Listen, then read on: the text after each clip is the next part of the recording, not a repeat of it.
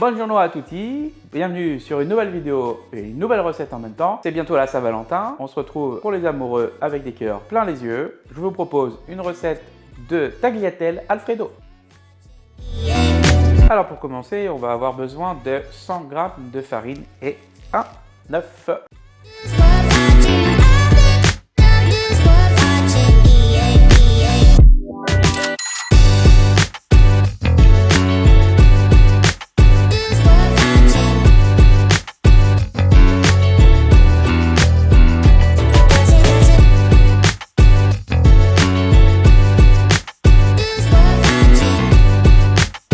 Alors une fois votre pâton réalisé, vous pouvez former une boule. Le mieux c'est de le laisser reposer quand même 24 heures. Dans l'idée c'est pas très grave si vous le faites pas. Ensuite vous utilisez la base d'un laminoir, que ce soit électrique, manuel, un rouleau, une bouteille, ça peut servir aussi. Et vous l'aplatissez pour pouvoir l'étirer.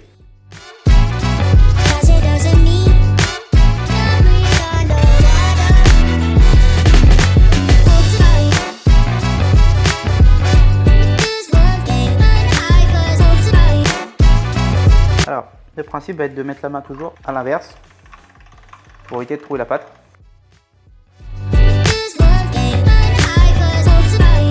Pas ceci fait, on va s'arrêter à le tour numéro 5 parce que ça suffit largement. Il faut quand même qu'elle reste assez épaisse pour que la sauce s'amalgame bien dessus. Alors là, je fais le choix de la tailler au couteau. Bon, elle n'est pas très régulière, c'est pas très grave. Je vais juste la replier un peu et je vais tailler des trucs assez irréguliers. L'essentiel c'est d'avoir quelque chose d'assez fun et qui fasse quand même frais. On démêle le plus possible. Alors comme dit, le but c'est vraiment d'avoir quelque chose d'assez épais. Donc forcément plus vous allez étaler, avec la même quantité vous pouvez largement faire pour 2 personnes.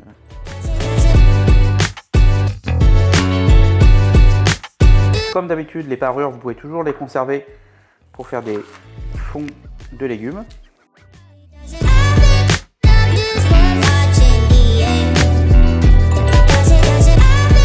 Une fois réduit, votre mélange d'oignons, de champignons et d'un bouillon de légumes, on va rajouter de la crème.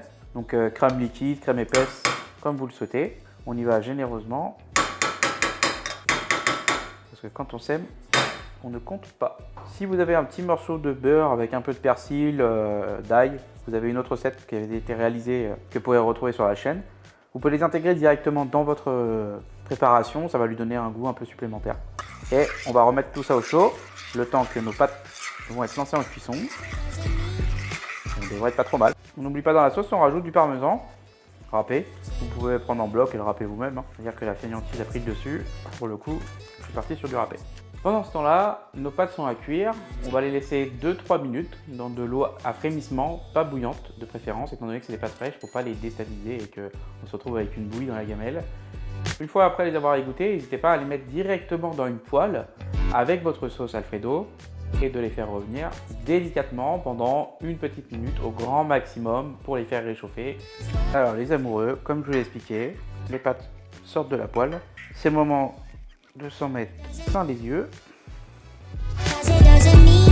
On vient servir avec plaisir directement dans votre assiette. Alors vous pouvez accompagner ce plat d'une viande, en général du veau, c'est ce que je vous recommanderais. Mais ça se mange très bien comme ça fait un petit plat plutôt light si on se veut. Et hop, non, pas une miette. Et voilà. Je vous souhaite un bon appétit.